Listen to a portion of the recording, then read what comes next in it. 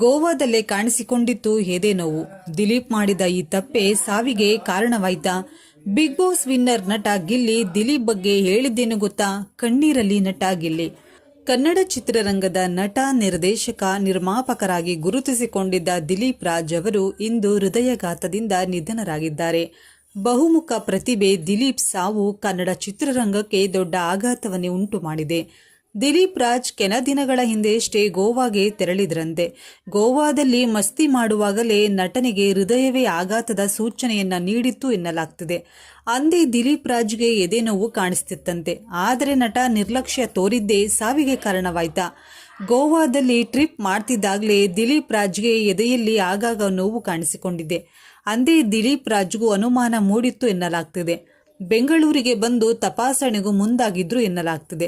ಅಷ್ಟರಲ್ಲೇ ದಿಲೀಪ್ ಬಾಳಲ್ಲಿ ದುರಂತ ಸಂಭವಿಸಿಬಿಟ್ಟಿದೆ. ದುರಾದೃಷ್ಟ ಅಂದ್ರೆ ಇಂದು ನಟ ದಿಲೀಪ್ ರಾಜ್ ಅವರು ಆಸ್ಪತ್ರೆಗೆ ತೆರಳಿ ಹೃದಯದ ತಪಾಸಣೆ ನಡೆಸಬೇಕಿತ್ತು. ಅಪಾಯಿಂಟ್ಮೆಂಟ್ ಕೂಡ ಫಿಕ್ಸ್ ಆಗಿತ್ತಂತೆ. ಆದರೆ ನಟ ದಿಲೀಪ್ಗೆ ರಾತ್ರಿಯೇ ಹೃದಯದ ಮುಗಿಸಿಕೊಂಡು ನಟ ದಿಲೀಪ್ ರಾಜ್ ಸಾವಿಗೆ ಅವರು ಮಾಡಿದ ನಿರ್ಲಕ್ಷ್ಯವಾಯಿತು. ಹೃದಯದಲ್ಲಿ ನೋವು ಕಾಣಿಸಿಕೊಂಡ ತಕ್ಷಣ ಆಸ್ಪತ್ರೆಗೆ ಈ ದುರಂತ ಅಂತ್ಯ ತಡೆಯಬಹುದು. ಅದೇ ಬೇರೆ. ರಾತ್ರಿಯಷ್ಟೇ ಸಿರಿಯ ಕಲಾವಿದ ಜೊತೆ ಫೋನ್ನಲ್ಲಿ ಚೆನ್ನಾಗಿ ಮಾತನಾಡಿದ್ದ ದಿಲೀಪ್ ರಾಜ್ ಬೆಳಿಗ್ಗೆ ವೇಳೆಗೆ ಉಸಿರು ಚೆಲ್ಲಿದ್ದಾರೆ. ದಿಲೀಪ್ ರಾಜ್ಗೆ ಯಾವಾಗ ಕಾಣಿಕೊಂಡಿತ್ತು? ಕನ್ನಡ ಚಿತ್ರರಂಗದ ಪ್ರಭಾವಿ ನಿರ್ಮಾಪಕ ಆಗಿಕೊಂಡಿದೆ. ಕುಮಾರಸ್ವಾಮಿ ಲೇಔಟ್ನ ಆಸ್ಪತ್ರೆಯಲ್ಲಿ ದಿಲೀಪ್ ರಾಜ್ ಅವರು ಕೊನೆ ಉಸಿರೆಳೆದಿದ್ದು ದಿಲೀಪ್ ರಾಜ್ ಚಿತ್ರರಂಗಕ್ಕೆ ದೊಡ್ಡ ಆಘಾತವನ್ನೇ ನೀಡಿದೆ. ದಿಲೀಪ್ ರಾಜ್ ಇದನ್ನು ಕೇಳಿ ಕಲಾವಿದರು ಹಾಗೂ ಸ್ನೇಹಿತರು ಆಸ್ಪತ್ರೆಗೆ ತರ್ತಾರೆ. 1978ರ ಸೆಪ್ಟೆಂಬರ್ 2ರಂದು ಬೆಂಗಳೂರಿನಲ್ಲಿ ಜನಿಸಿದರು. ಕಾಲೇಜಿನ ದಿನಗಳಲ್ಲಿಯೇ ನೃತ್ಯ, ನಿರ್ದೇಶನದಲ್ಲಿ ಆಸಕ್ತಿ ಹೊಂದಿದ್ದ ದಿಲೀಪ್ ರಾಜ್ ಅವರು ನಾಟಕ ತಂಡವನ್ನ ಸೇರಿದ್ರು. ಬಳಿಕ ಸಿನಿಮಾಗಳತ್ತ ಮುಖ ಮಾಡಿದ್ರು. ಮೊದಲು ಕಿರುತೆರೆಗೆ ಕಾಲಿಟ್ಟ ದಿಲೀಪ್ ರಾಜ್ ಕಂಬದ ಮನೆ ಧಾರಾವಾಹಿಯಲ್ಲಿ ನಟಿಸಿದ್ರು.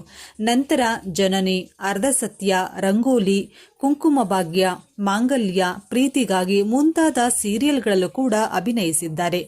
ನಟ ದಿಲೀಪ್ ರಾಜ್ 2005ರಲ್ಲಿ ತೆರೆ ಕಂಡ ಬಾಯ್ ಫ್ರೆಂಡ್ ಚಿತ್ರದ ಮುಖಾಂತರ ಚಿತ್ರರಂಗಕ್ಕೆ ಎಂಟ್ರಿ ನೀಡಿದ್ದಾರೆ.